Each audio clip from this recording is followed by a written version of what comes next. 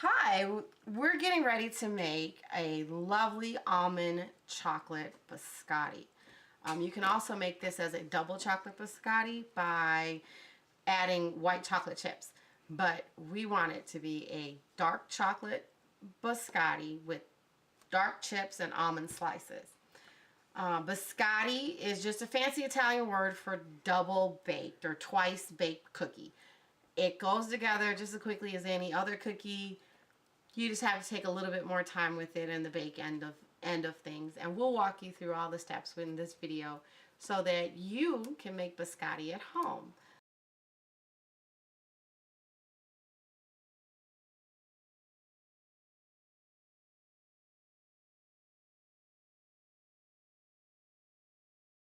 Okay, we have our big KitchenAid mixer.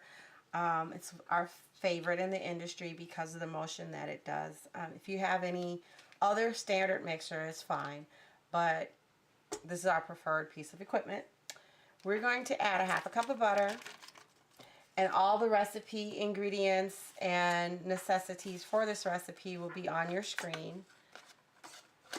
We're going to add that in. It's a softened stick of butter. It's not very soft. We don't want it mushy, but we don't want it rock hard either.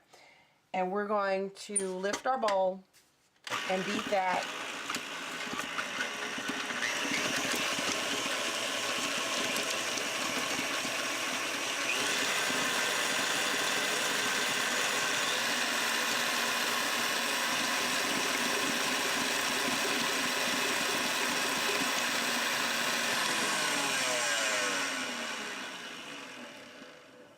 Okay, we beat our butter for about 30 seconds. That's just enough to spread it out evenly around the bowl. Now we're going to add our sugar, which is 2/3 of a cup of sugar. And we're going to beat it some more. This is called the creaming method, if you ever were curious about the terminology for that. And that basically means taking a fat and a sugar and beating it together until it's a soft, grainy sand-like paste. That's what we mean by creaming. So you end up with a creamy, fluffy paste.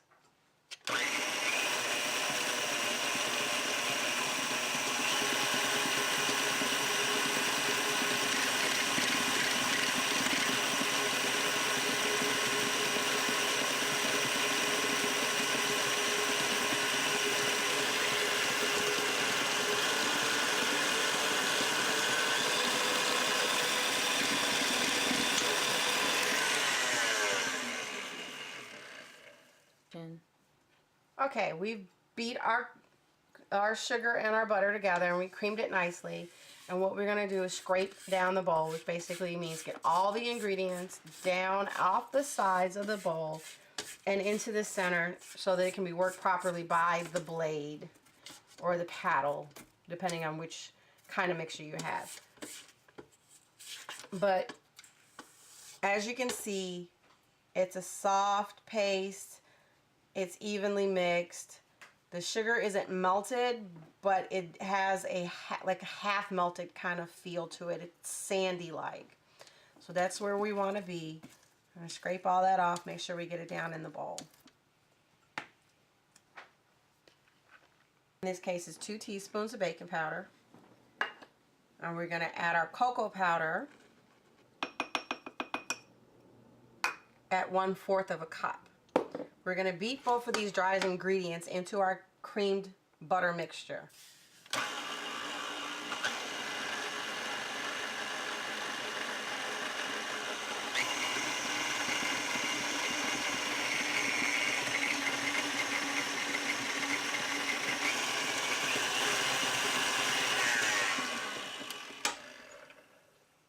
Great. Now that only takes a couple of seconds to get that incorporated. And then we're going to scrape down our bowl again so that our next step has access to all the ingredients. And when you scrape down the bowl, if you have any, like here, it's really easy to see. If you have any butter and sugar that hasn't been mixed in with the chocolate mix, then you need to scrape that down as well so that we have a nice, consistent, even recipe to bake with.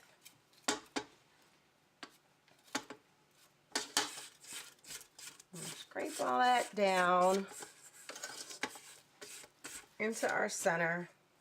Beautiful.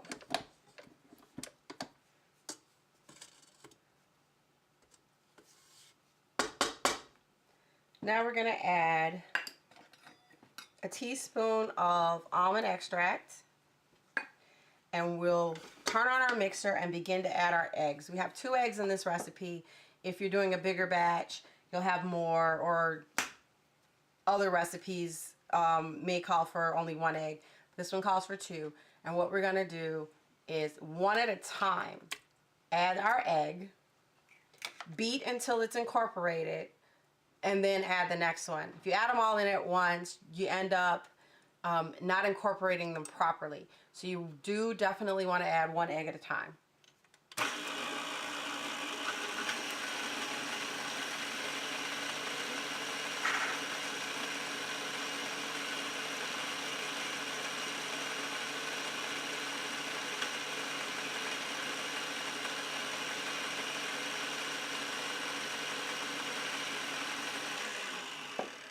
When you add your egg, it's going to sit on top and give a shiny appearance on top of the butter. But when it's just right and ready for the next egg to be added in, it starts to not be as shiny anymore. And that means that the egg has been incorporated properly into the mix, and you're ready for the next one. Couple more turns. There. All the shininess is gone. Now we go for number 2.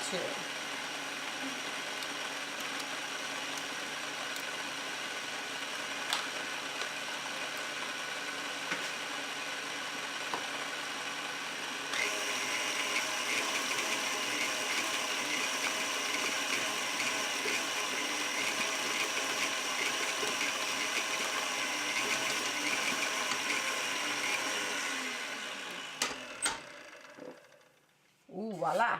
Okay, both eggs are in, and our mixture is starting to look more like a cake batter than a cookie dough or soup. It's got that thick but kind of thin consistency, and that's exactly where we want it to be. We're good to go. Scrape down the bowl yet again. It's especially important when you have a large bowl like this, which is a 5-quart, and a small-ish type of recipe, especially. Making sure that all of our ingredients are working together. All right. From here, we're going to add in our flour. And we're going to do about 2/3 of the total amount of flour that we will need for this recipe. And the remaining flour we're going to knead into the mixture after we've taken it out of the machine. We're going to knead it in by hand. This recipe calls for 1 3/4 cup of flour. So we're going to add bit by bit.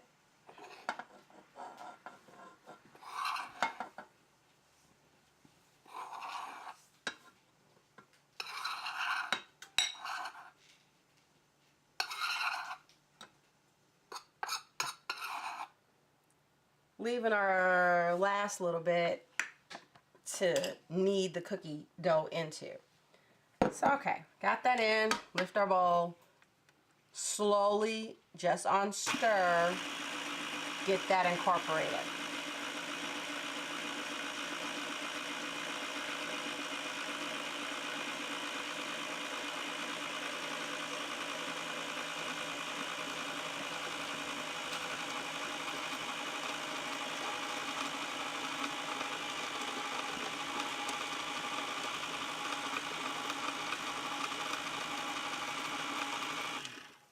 Okay, you see the flour has really stiffened our dough. It no longer looks like cake batter. It's starting to look just like any other cookie dough batter would look. Nice and thick and heavy. We're going to get that flour in there, scrape it all down once again, scraping to the bottom to make sure that none of the butter has globbed up on the bottom of the bowl and not mixed with the flour. Okay, awesome.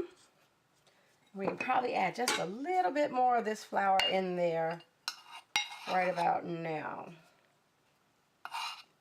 Leaving about a tablespoon or so out for the kneading process. Now at this time we're going to add our mini chocolate chips, 3/4 of a cup, and a 1/2 cup of almond slivers. Oh, I'm excited already. And lift the bowl one final time and give it a stir.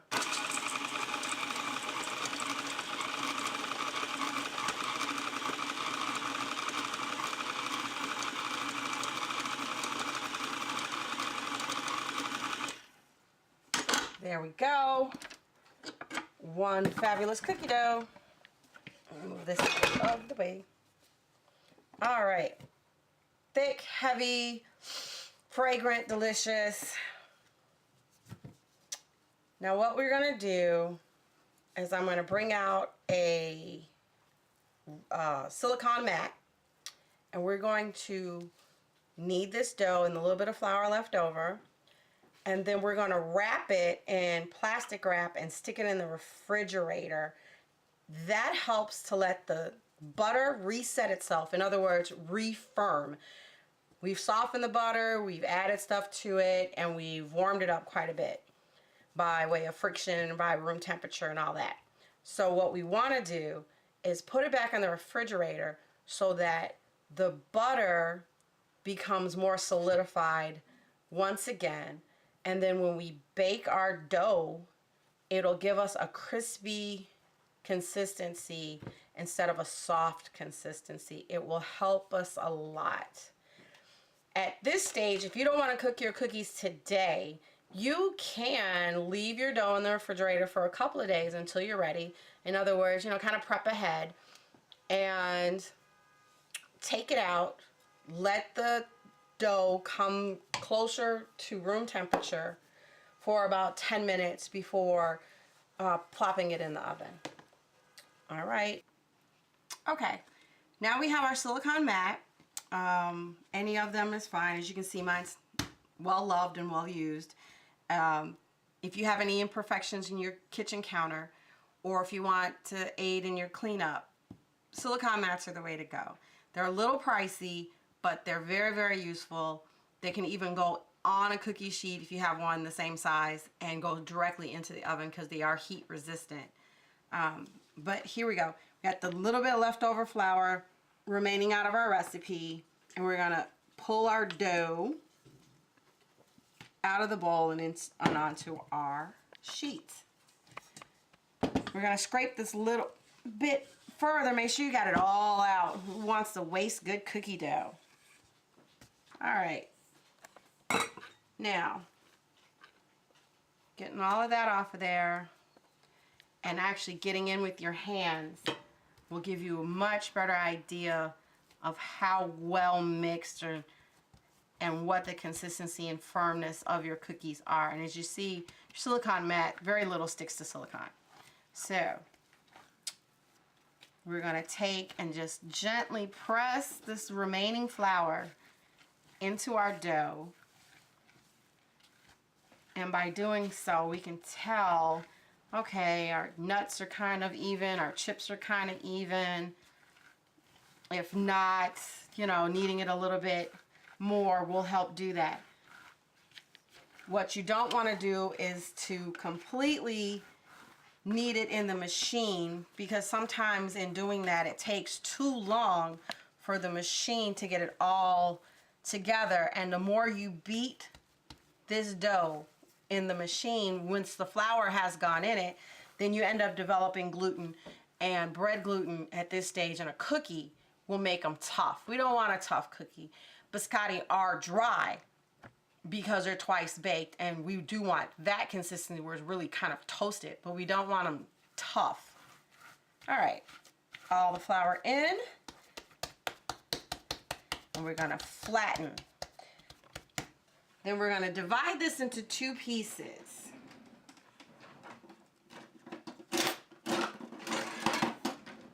You can use a butter knife. I like my bench scrapers. We're gonna divide this in half, And each half we're going to shape into a long, thin log.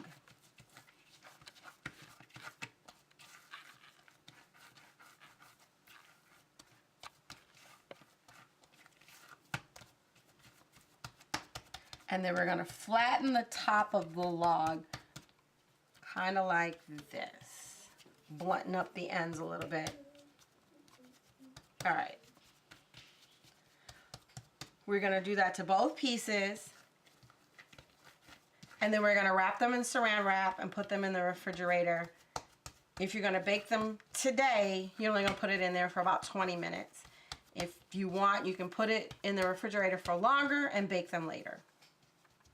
But just remember to warm it up a little bit, about 10 minutes after you've pulled them out of the refrigerator, if you've done it overnight. All right. Fabulous. All right, we're going to set this in the refrigerator and come back to it later. But this is exactly how you're going to bake them in the oven. In this shape, they'll puff a little. There'll be a little bit ready to go. And our first bake looks like this. Then they'll come out, we'll slice them, and then we'll bake them again. Okay, now we've got our biscotti out of the refrigerator after it's rested for about 20 minutes, so it's nice and solid. It's got a good weight to it, I suppose. And we're gonna just unwrap it and let it rest on the cookie sheet prior to going into the oven.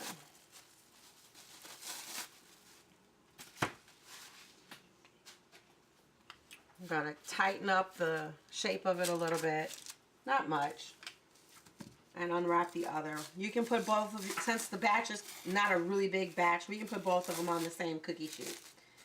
We're gonna bake these after a few minutes of coming up to room temperature at 375 degrees for about 20-25 minutes. Okay, we got our biscotti loaves out of the oven. We're gonna poke it with a little skewer or toothpick, and it should come out clean. Aha, very good.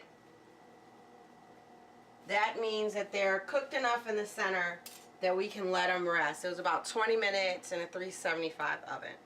So we're gonna let it cool for about an hour, and then we're gonna come back with a serrated knife and make our slices really, really delicately. I'll show you that in a few, and go on to our second bake. And we've got our biscotti loaf out of the oven. It's fully cooked, well, not fully cooked, but it's cooked to the 20 minutes, and it's been cooled for at least an hour so that it's nice and room temperature. So now we're ready for the second bake. First thing you have to do is divide it into the shapes that you're gonna finally be in by cutting it. You're gonna take a serrated edge knife, as sharp as you can, and gently with a sawing motion, don't press hard, because if you press down hard, you will crack them, and we want as little breakage as possible. So on an angle, you're going to saw into your loaf like this. And I'm going as slow and gentle as I can.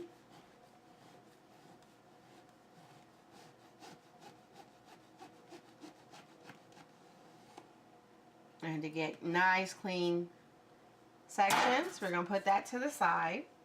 And we'll do the next one on the same angle so you get nice planks. The less your loaf cracks as you baked it the first time, the easier this is. This one will probably crack the ends a little bit due to the cracks in the original bake. But we'll try our best, and I'm sure having a little piece come off won't be so offensive to your guests. So there you have it. You're going to do this for the entire loaf, and you're going to place them on your cookie sheet, back on the same paper, same cookie sheet, one side down.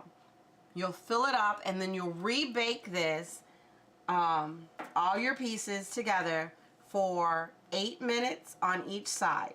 Meaning you're going to put it back in the oven at 325 on one side for about 8 to 10 minutes. Take them out carefully, turn them over, and toast the other side for another 8 to 10 minutes. After that, you are all set to eat and enjoy your product. You can bag them for gifts.